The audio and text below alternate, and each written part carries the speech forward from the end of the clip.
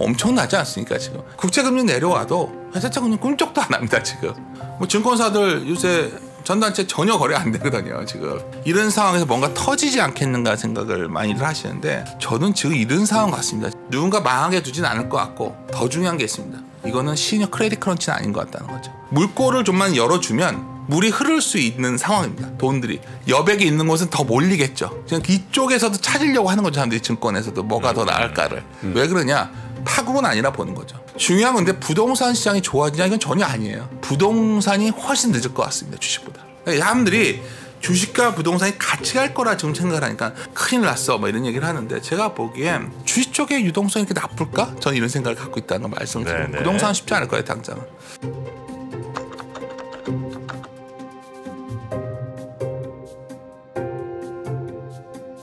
자 오늘 우리 윤센님 오시니까요. 얼른 모셔보도록 하겠습니다. 이베스트 투자증권 윤지호 센터장님 어서 오십시오. 어서 오세요. 네, 안녕하십니까. 잘 지내셨습니까? 아유, 네 고맙습니다.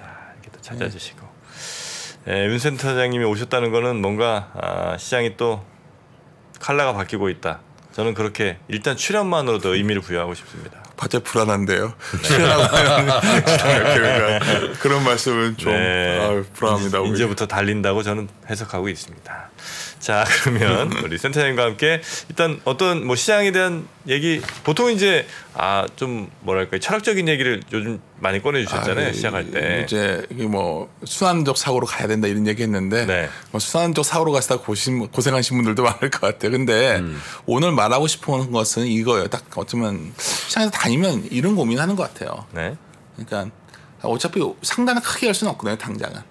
근데 다시 밀리면 도대체 저점 깨지냐 또 이런 논쟁이 벌어지고 있고 두 번째는 뭐 잘 모르겠지만 뭐 물가도 그렇고 금리도 그렇고 피가 다가오는 것 같은데 그게 뭐가 중요해? 그건 다 반영됐고 내년 되면 경기 침체 기업 실적 악화 있는데 그러니까 다시 그것 때문에 많이 빠질 거야. 이런 얘기를 정말 많이 합니다. 제가 오늘 그걸 말씀을 드리려고요. 왜냐하면 제가 약간 바빠진 이유가 거의 다 그런 내년 전망을 하니까 저희들 불러서 아마 얘기를 듣는 것 같거든요. 그래서 그 얘기를 좀 짧은 시간에 정리하려고 그러는데 결론은 뭐냐면 저점은 확인된 것 같다는 거고요. 저점 확인. 네, 저번에 2130 정도가 확인됐다고 보고 있고 또 하나 주식시장이 경제가 아니라는 거죠. 많은 분들이 내년에 이제 경기 침체가 오니까 주가가 많이 폭락할 거다 얘기를 하는데 제가 참 잊지 못하는 사건이 2009년입니다. 그때 미국의 실질 GDP가 마이너스 그때 0.2%가 나왔었을 거예요. 내년에 다 경기 진짜 마이너스 나오니까요 지금. 그때 하여튼 뭐 어떻게 했던가 연간으로 보면 주식시장이 25% 올랐습니다. 25%요? 그럼요. 그때 다들 경기 침체 이렇게 나오니까 실적 때 망가진다 얘기했었는데 실적도 안 좋은데 왜 올라가지? 뭐 이런 얘기를 했었거든요. 요새 삼성전자가 그런 느낌 아니십니까? 그리고 또 하나는 어떤 책에서 보면 1950년 이후에 한 10여 차례의 경기 침체 기간이 있었는데 완벽한 침체 국면, 다시 말해서 약간 딥한 리세션이었음에도 불구하고 주식시장이 플러스 수익률을 보이는 게 반입니다. 그래요? 그러니까 제가 뭐 데이터가 하도 요즘 이 얘기를 많이 해서 드리는 말씀이에요. 서두에. 그래서 1930년 이후에 S&P 500이랑 실질 GDP의 상관관계를 보면 제가 한 건 아니고요. 책에서 보니까 한 0.26% 상관도가 매우 낮다는 거죠. 왜 그럴까요? 답은 자명합니다. 주가가 하여튼 경기보다는 앞서 움직인다는 거는 선행성. 그렇죠. 그 얘기를 좀 드리려고 하고 있고요. 첫 번째 그림은 이겁니다. 그러니까 제가 이제 왜 주가가 올라왔냐? 사람들이 이제 다들 얘기하시는 게 다시 많이 빠질 거야. 그럼 제가 항상 반문을 하죠. 세미나 때. 그러니까 전자가 다시 4만 원대로 5만 원 초반으로 간다 보십니까? 사람들 답을 잘 못해요. 왜냐하면 전자야말로 실적도 너무 안 좋고 지금 뭐 좋은 게 없지 않습니까? 내년 1분기까지 뭐 누구나 알고 있다시피. 근데 한번 기억을 되돌려 보시면 제가 페이스북에서 어떤 분의 글을 보고서 데이터를 만들어 봤던 거예요. 이게 사실 제 아이디어가 아니고. 근데 이제 2021년 우리가 19만 전자일 때 이때 원달러 환율이 얼마였는지 아십니까? 제가 보고서 깜짝 놀라서 1,100원이었더라고요. 근데 중요한 건 달러로 봤더니 83불 정도 했더라고요. 이번에 저점이 달러로 빼면 우리에서는 5만 원대 초반이었지만 37불이더라고요. 그러니까 83불에서 37불이다.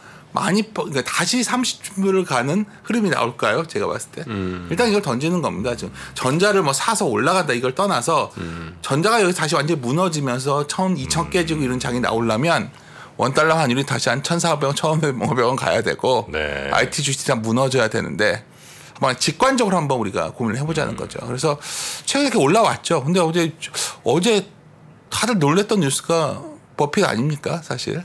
TSMC가 더 좋죠. 근데 TSMC도 이걸로 해석하면 엄청 빠졌습니다. 그렇죠.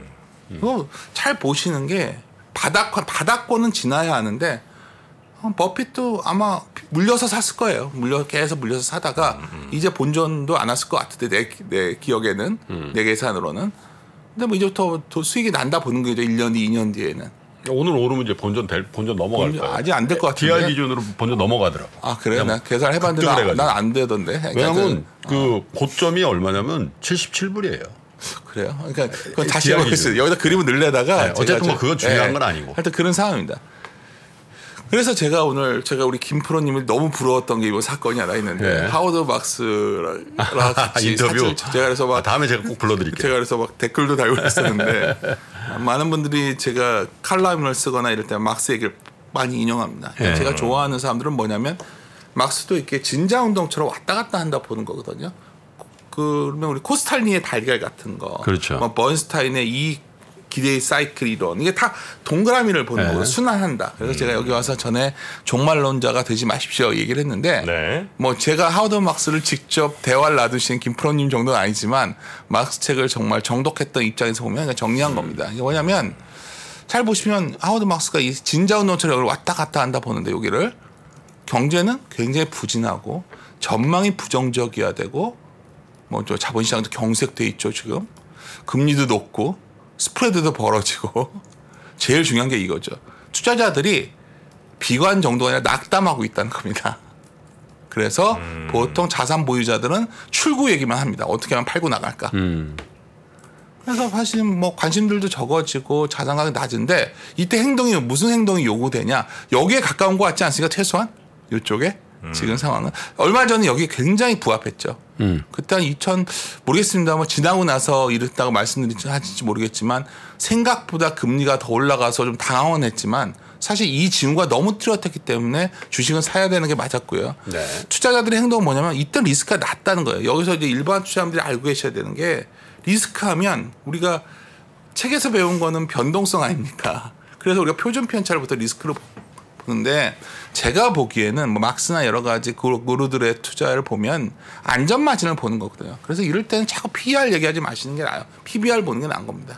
PER를 보면 이익이 불안정하니까 비싸 보이겠지만 PBR를 보면 싸 보이는 상황. 그게 포인트가 되는 거예요. 그래서 리스크는 낮고 여기서 근데 사람들의 특징은 이때는 다 신중합니다. 일반적 특징은. 일반 사람들은 돈을 못 벌겠죠. 사실 주가 많이 올라 10만 전자 외칠 때도 굉장히 공격적이고 이때는 됐는데 반대로 이때는 매우 신중해진다는 거죠. 지금 뭘 행동해야 되냐.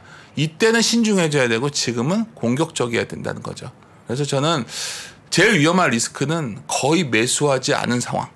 그게 지금 리스크하다는 거를 사실 정말 하워드 막스를 직접 인터뷰하셨는데 제가 여기서 뭐 말하는 게 얼마나 아는지 모르겠지만 제가 하여튼 오랫동안 제 분석 툴에 적용해 왔기 때문에 하여튼 이 가격에 굉장히 가까웠던 게 2130이었기 때문에 바닥은 친 거 아니겠는가 저는 생각을 하는 거고요.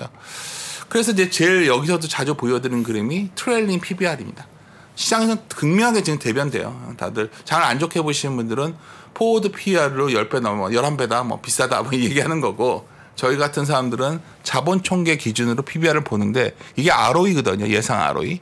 ROE가 이렇게 내려와 있으니까 PBR이 크게 못 올라가겠죠. 당장은 위를 못 여는 겁니다. 그래서 위를 열어봤자 1배 정도 지금은. 근데 0.8배가 바닥이었다는 게 어느 정도 확인된 것이 아니겠는가. 이번에 이 얘기를 드리는 거고요. 빠르게 지나가겠습니다. 이건 뭐 사실 이건 고민이에요. 차트랑 후행적으로 다들 보고 있으니까. 근데 이게 넘어선 건지 넘어선다고 V자로 이룰 확률은 제로에 가깝다 보겠고요. 저는.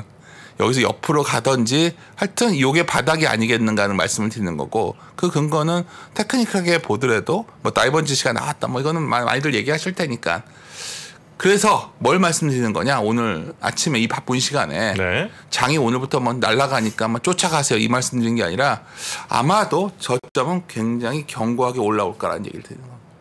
왜 그러냐면 우리가 하나는 잠깐 아까 말씀드렸지만 자본 총계 기준의 트레일링 PBR을 생각을 해보면 네. 분기별로 우리가 자본은 무조건 쌓이겠죠 지금. 네. 보통 2% 정도씩 쌓이는데 좀 안 좋게 보니까 뭐 1%에서 1.7% 쌓인다고 그냥 선형적으로 추정을 해도 뭐 이게 바뀌겠지만 올해 4분기는 2,100 정도고요. 0.8배가 이제. 네네. 내년 상반기가 되면 2,200까지 올라오고 내년 하반기가 되면 2,300이 올라오거든요. 그러면 경기가 정말 안 좋아지면 바닥이 여기가 올 확률이 높아요. 그러니까 제가 지금 말씀은 내년에 경기가 엄청 좋아져서 주가가 오른다는 얘기가 아니라 아까 말씀드렸지만 경기가 바닥이 다가온 선행성도 있고 언젠지 우리가 바닥도 나올 것 같은데 여하튼 밸류를 보더라도 가치 기준을 보더라도 싼 거 아니냐는 거고 당장은 2,600 이상 못 엽니다. 왜냐하면 한 배를 어떻게 넘어갑니까? ROE가 이렇게 낮은데. 근데 내년 말이 되면 한 배도 한 2,800이 넘어갈 수도 있는 거죠. 근데 이거는 지켜볼 문제 더 내려갈 수도 있는 거고 이게 아마 아침에 지수에 관련돼서는 저는 그래서 좀 관심을 끊으셔라.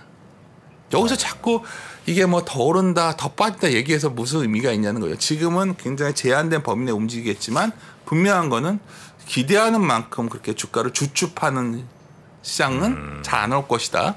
이 말씀을 드린 거고요.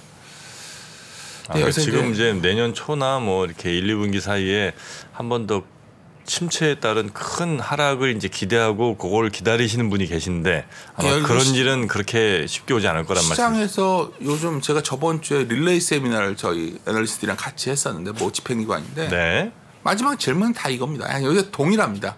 다들 안 좋게 보는데 내년 당신을 너무 튀려고 하는 거 아니냐. 거의 그런 분위기 정도까지 느낄 정도로 저희는 튀려고 하는 게 아니라 이제 뒤에 보여드릴 텐데 저희들 이베스트가 사용하는 퀀텀 모델도 그렇고 이런 거를 다 설명을 드릴 거예요. 시간이 좀 짧아서 좀 그렇지만 네. 근데 여하튼 가장 중요한 아주 기초적으로 전해드리고 싶은 거는 하단이 굉장히 두텁다는 걸 말씀드린 거고요. 여기서 이제 고민이 시작됩니다. 이 그림 보면 여기 보면 우리 김프로님 아시겠지만 국내 채권 매니저 출신들은 거의 경악에 가깝습니다. 지금.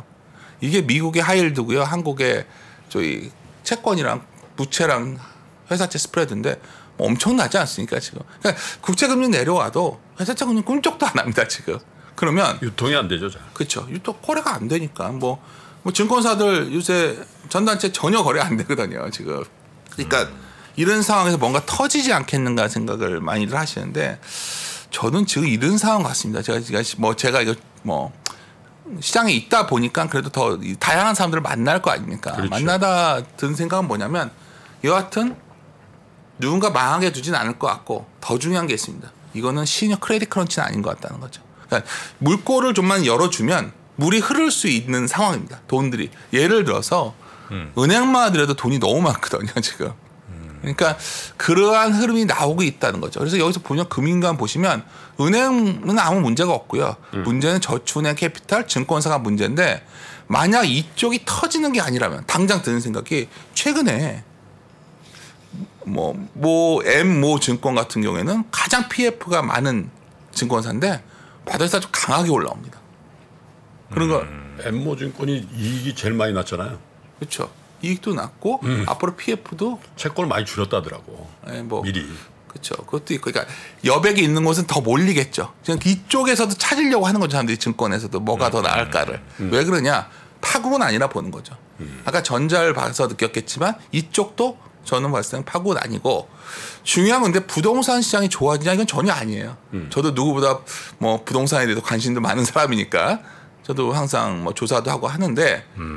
부동산이 요즘 다니면 이제 저도 이제 뭐 부동산은 어떨 거 아니냐 물어보면 부동산은 제가 아주 간단합니다. DSR 풀어주기 전에는 뭐 방법이 없다는 거죠. 저거까지 나오면 그리고 금리가 내려오면 부동산이 강하게 돌지 않을까요? 뭐 간단하게 말하면 내가 1억 소득이 있는데 원리금 상황에 40%니까 은행은 4천만 원밖에 대출 못 받는 거 아닙니까? 네네. 이게 뭐 규제지가 풀어진다고 해결될 문제니까. 근데 제가 굳이 여기서 갑자기 부동산 얘기를 왜 드렸냐면 부동산이 훨씬 늦을 것 같습니다. 주식보다. 반등이? 그렇죠. 사람들이 주식과 부동산이 같이 갈 거라 지금 생각을 하니까 야 부동산 봐 텔레비에서 어제 PD수첩에서도 또 말이 되게 나오면 큰일 났어 뭐 이런 얘기를 하는데 제가 보기엔 이 사이클을 보면 부동산은 확실히 금리가 내려오고 정책적으로 아까 DSR 규제 정도 풀어줄 정도까지는 부동산 돈 안 걸 것 같고요.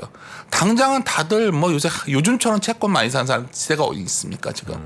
뭐 ABCP도 저희도 뭐 건설사 거를 ABCP를 팔았는데 뭐 다 팔았어요 리테일 쪽에서.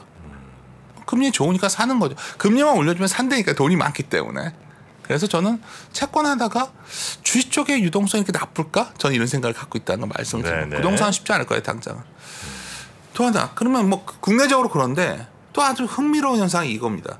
많은 분들이 원달러 환율만 강해진 줄 알고 계시는데 사실은 원달러 환율은 과거에 달러 인덱스와 그렇게 관련이 높진 않았어요.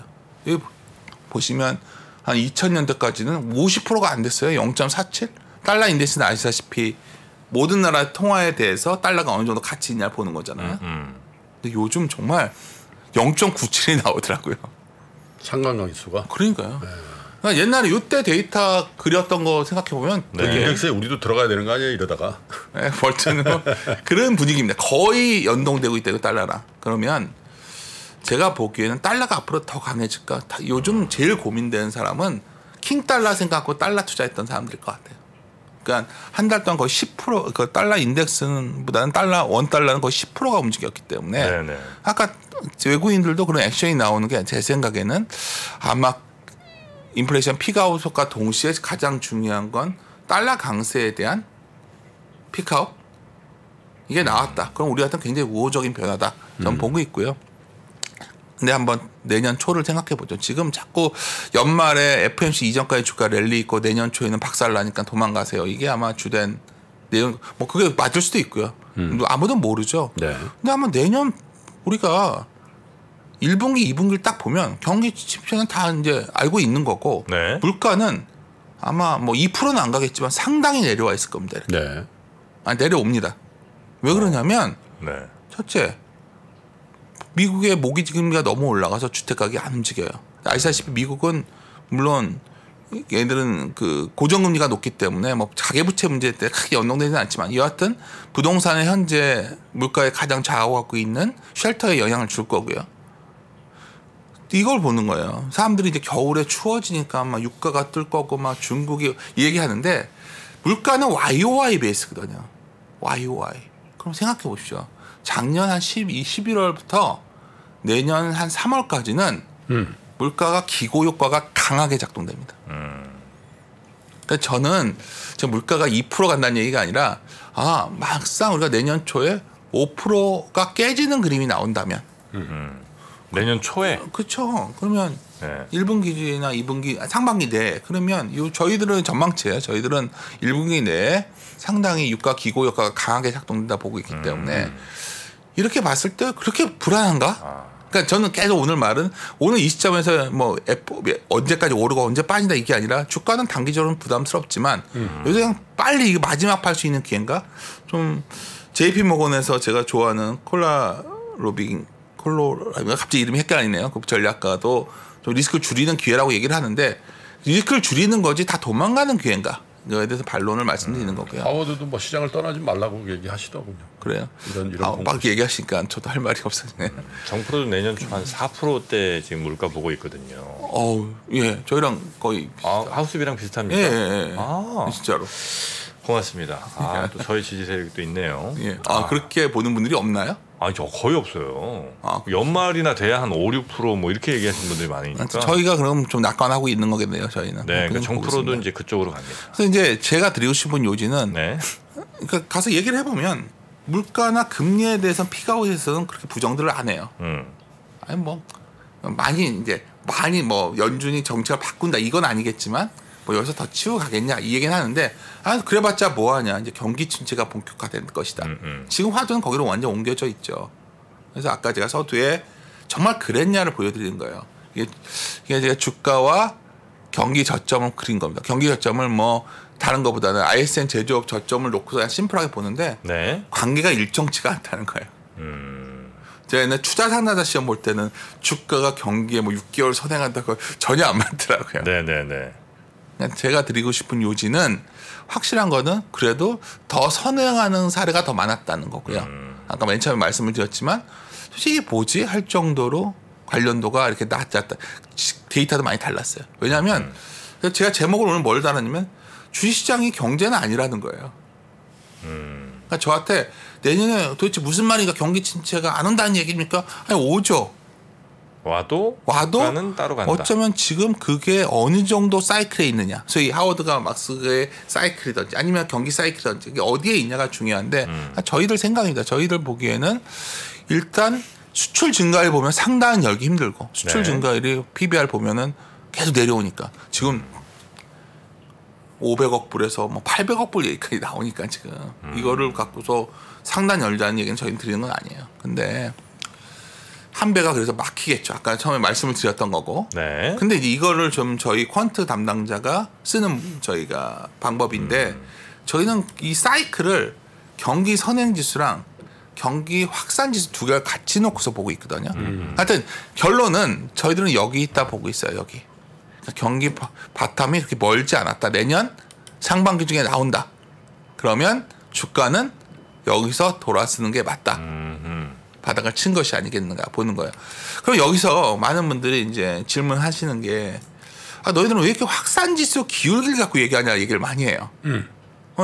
선행지수 보면 되지. 그러니까 많은 이콘 베이스의 분들은 선행지수를 그걸 갖고 얘기하는데 저희는 너희들은 왜 확산지수를 갖고 얘기하냐. 글로벌 경기를 보는 거죠. 한번 선행지수를 얘기할까요? 우리 선행지수 보면 한국은요. 여기 보다시피 교육 조건이 엄청 중요해요. 수출 국가니까. 중국은 어떻죠? 선행지수 구성 항목 보면 화학 비료 생산량 조각 생산 들어있어요. 미국은 어떻죠? 소비자 신뢰지수, 네. 소비 관련된 거, 뭐 주당시 이런 게 중요해요. 그럼 나라의 각각의 선행지수들을 하나하나 다 똑같지가 않다는 거죠. 확산지수는 뭐냐면 이 모든 소위 주요 국가들 한 37개 국가의 선행지수가 전월 대비 늘어나냐 줄어드냐의 비율을 보는 거예요. 네, 네. 여기까지 이해하셨죠? 그렇죠. 네. 근데 여기서 희한한 일이 벌어졌어요. 희한한 일? 다음 페이지예요. 확산지수의 기울기가 돌아선 것도 중요하지만 저희들이 놀랬던 건 저희 하우스에서 얘가 불과 한 달 전쯤인가 이게 확산지수가 마이너스 100이 나왔거든요. 그러니까 37개국 모두 전환을 내면서 안 좋아진다 보는 거죠 앞으로. 이게 금융위기 때 빼고는 없었거든요. 그러니까 저는 오늘 계속 저희 하우스들의 스타일을 아실 거예요. 저희들은 진자운동처럼 극단이 어디 있냐가 되게 궁금해하는 하우스예요. 극단이 왔을 때 위험이 적다 보는 하우스예요. 그 다음에 극단에서는 항상 다음 쪽으로 움직임이 추의 움직임이 시작된다 보니까. 네. 근데 사실 저희들이 이걸 보고서 좀 강하게 여기서 더 무너지긴 쉽지 않다 생각을 했던 바닥 확인을 여기서 이제 마이너스 100이 몇 개월 지속될 수도 있겠죠. 근데 공교롭게도 이때가 경기 침체가 강하게 나왔던 때였잖아요. 실질적으로 2009년 4월부터 주가가 강하게 올랐었는데 어쩌게 보면 뭐 그때는 정책을 뭐 돈을 풀었냐 안 풀었냐 뭐 논란하면 과거사를 갖고 얘기하겠지만 제가 보기에는 경기 사이클로 봤을 때 내년에 경기 침체를 얘기하는 거를 이미 어디서 주가가 반영해 온 것이 아닐까? 그리고 전자 같은 종목을 보다 처음에 말씀드린 게 뭐냐면 저렇게 실적이 안 좋은데 재고 보고 있으면 저거 되겠냐 싶지 않았습니까? 지금 저희 남대종 의원도 계속해서 저거 되겠냐 하는 분위기인데 주가는 잘 안 빠질 것 같다는 거죠. 그래서 이제 한번 생각해 본 겁니다. 이거는 안 좋은 거 극단위가 돌아서 나가고 힘들잖아요. 그래서 저희가 이제 여러 가지 케이스를 찾고 있는데 기업이 지금은 최악으로 실적을 보고 있는데 좀 나아질 계기가 있지 않을까? 뭐가 있을까? 일단 많이는 못 팔 것 같고 소비가 약하니까. 근데 그러면 제일 중요한 게 비용이 적게 들어야겠는데 수입 단가가 내려오면 되지 않을까? 근데 알다시피 주가가 경기 선행 자산인데 경기에 가장 후행하는 자산이 다들 알거든요. 커머디티 가격이. 그렇죠. 그 커머디티 가격이 내려온다는 거죠. 지금 이렇게 내려와 있으면 수일 물가는 내려올 확률이 매우 높다 보는 거죠. 저희는. 막 이렇게 된다면 좀 더 아까 말했던 ROE가 변할 수 있는 시간이 다 됐나요? 그러면 아닙니다. 네. 10분? 네? 10분. 7, 8분 정도. 그럼 마무리. 근데 뭐 이런 얘기 해도 아침에 제가 이제 저 탐브로 가끔 오는데 별로 관심들 없으시더라고요. 제가 앞에서 그런 선입관을 갖지 마세요. 네. 처음에 말씀드린 거는 아니 저희가 옳다가 아니라 선풀 투자자들이 다 약세 동의한다고 생각하지 마세요. 알겠습니다. 근데 사실 요즘 분위기는 그렇다는 거고 저희도 정답은 모릅니다. 근데 저희들은 그래서 뭘 어떻게 하라는 얘기냐 당신. 근데 제가 이제 이걸 작성하면서 놀랬던 게 옛날에 2000년 초반에 SK텔레콤이 정말 엄청났었거든요. 대구백화점 기억나십니까? 옛날에. 네. 대우조선해양, 아모레퍼시픽, 중국대 난리였었고 셀트리온. 이번에 카카오. 저때 대백은 왜 올랐던 거죠? 저거는 기억이 안 나는데. 그게 뭐 있었는데 저도 갑자기 헷갈리네. 대백은 잘 기억이 안 나네. 대백. 예. 그게 주식시장에서 관심을 많이 받았던 종목이에요. 난리 났었죠 그때. 백화점인데. 네, 대구에 있는 백화점도 그랬어요. 근데 SKT는 뭐 이번에 이제 카카오가 이렇게 올라왔다 내려왔잖아요. 그래서 저는 사실 이렇게 다시 바로 올라가진 않더라고요. 네. 영진약품도 한번 갔었습니까? 네. 아유 고맙네요. 그래서 어떤 것들이 올라올까? 그런데 이제 딱 드는 생각이 뭐가 대안이 되고 있나 해보면 다들 요새 이제 내년에 봤을 때 반도체, 배터리 얘기하는데 그게 대형주거든요. 그게 달려갔어요. 근데 이걸 계속 이것만 갈 수는 없다는 거죠. 당장 짧게 보면 여기서 이걸 좁히는 과정이 나올 확률이 매우 높다는 거죠. 이게 보면 빨간색이 코스닥이거든요. 어제 좀 움직이게 되는데 코스닥은 지나치게 따라 움직였어요. 뭐 그러니까 시장은 단기적으로 느꼈지만 길게 보면 이게 주도주인 것 같습니다. 지금 대형주 쪽으로.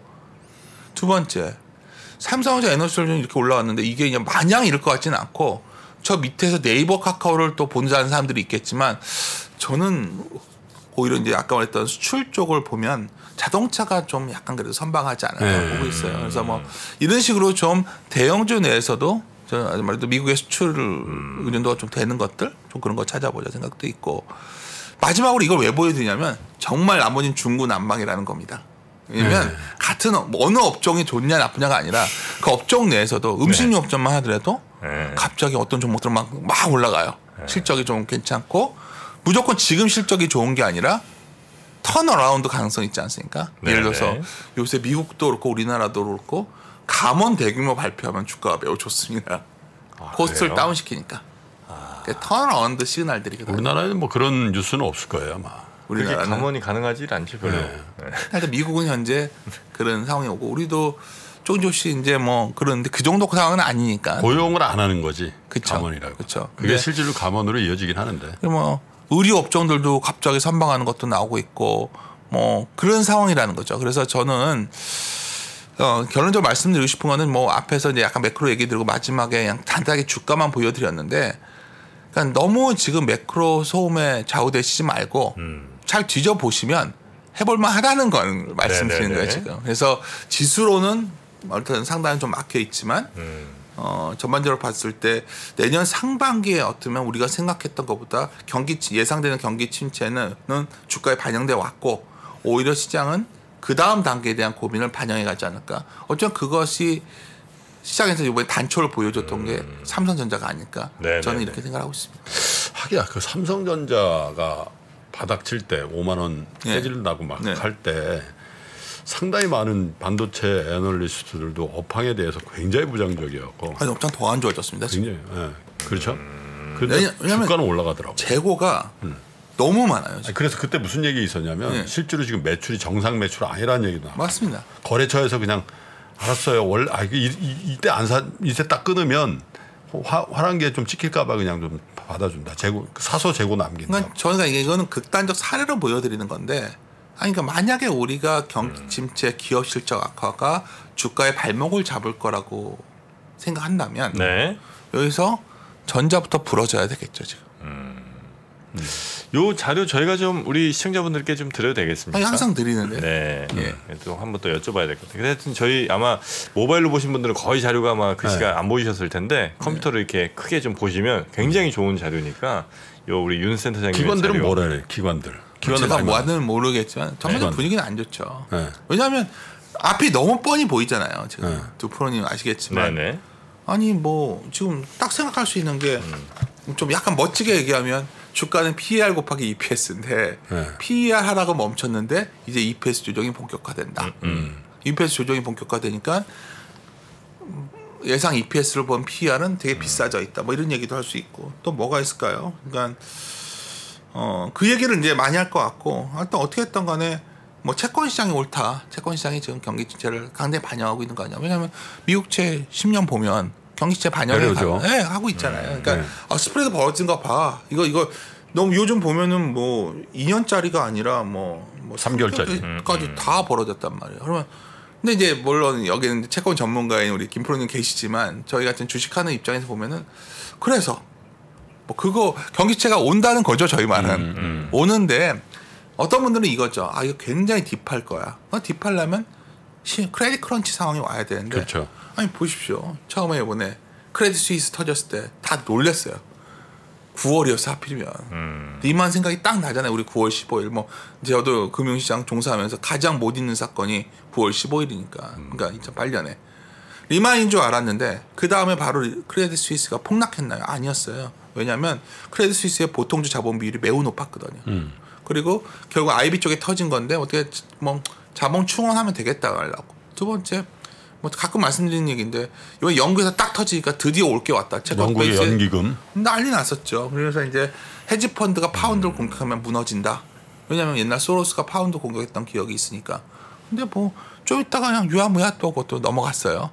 얼마 전에 이제 우리나라가 드디어 터졌죠. 레고랜드발 HBC가 딱 터지니까 뭐 증권사 한두 개 망하는 거 아니야? 뭐 이런 소문부터 별게 다 돌았어요. 네. 왜? 지금도 거래는 안 되지만 근데 제 문제는 뭐냐면 우리가 지난 금융위기 때나 이럴 때는 다 유동성이 없었거든요. 근데 저 잘 보시면 너희들 좀 이쪽 물고 좀 가게 해 하면 갈 유동성이 있다는 거죠. 네. 근데 아까 김프로님 질문에 대해 답변을 드리면 기관들은 액션할 수가 없다는 거예요. 그렇죠. 제가 질문이 지금 기관이 어떻게 액션을 해요? 기관은 규정에 따라 못 한다니까요. 그러니까 채권도 ABCP 거의 9%가 넘어요. 못 사죠. 못 사요. 근데 개인들은 돈 많은 사람은 달려드는 거죠. 그래서 제가 아까 그저 짧은 시간에 아까 부동산을 잠깐 보여드린 게 뭐냐면 돈 많은 사람들이 부동산 안 할 것 같거든요. 당분간. 채권 사는 거죠.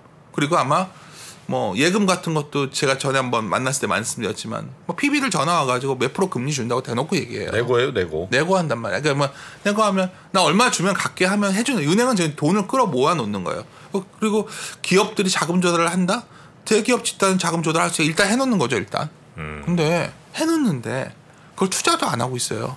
고용도 크게 안 늘려요. 그러니까 제가 뭘 말씀드리는 거냐면 그러한 준비들도 돼 있고 유동성들이 있기 때문에 시스템 리스크를 안 간다면 이번 리세션이 내년에 온들 이게 딥하게 굉장히 심각한 리세션 확률은 낮다는 거 보는 거예요. 저희는 다 뭐 이게 팩트가 아니라 그렇게 본다면 이 시점에서 그냥 마냥 도망가야 되냐. 그래서 뭐 직관적으로 좀 보여드리는 거는 정말 저는 이렇게 생각해요. 뭐 저희들이 맞을 수도 있고 틀릴 수도 있고 저희가 잘못 본 것도 항상 많았지만 최소한 시장이 현재 움직이는 모습이나 글로벌 자금의 흐름을 보면 뭔가 위험 자산을 명분을 찾아 헤매고 있는 자금이 많다는 거죠.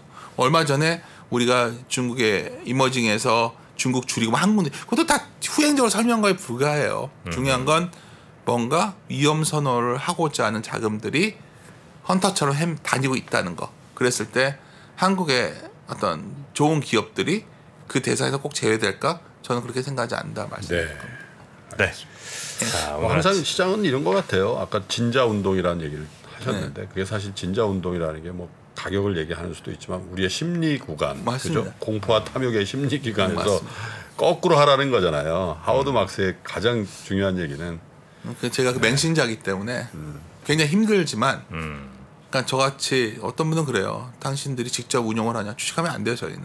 근데 3자 입장에서 지난 한 20년 넘게 적용해본 입장에서 말씀드리면 정말 맞는 말이거든요. 네. 그래서 저는 지금 이 시점에서는 너무 겁먹지 마셔라 얘기 드리는 거예요. 하워드 막스하고 저 뉴욕에서 만나기로 했으니까 그때 같이 가요. 그럴까요? 네. 정말 농담하신 거 아니죠? 좀 만나기로 했다니까. 저도 누나도 뉴저지에 있으니까 가는 중이에요. 오케이. 자, 오늘 아침 함께해 주신 이베스트 투자증권의 윤지호 센터장님 대단히 고맙습니다. 네, 감사합니다.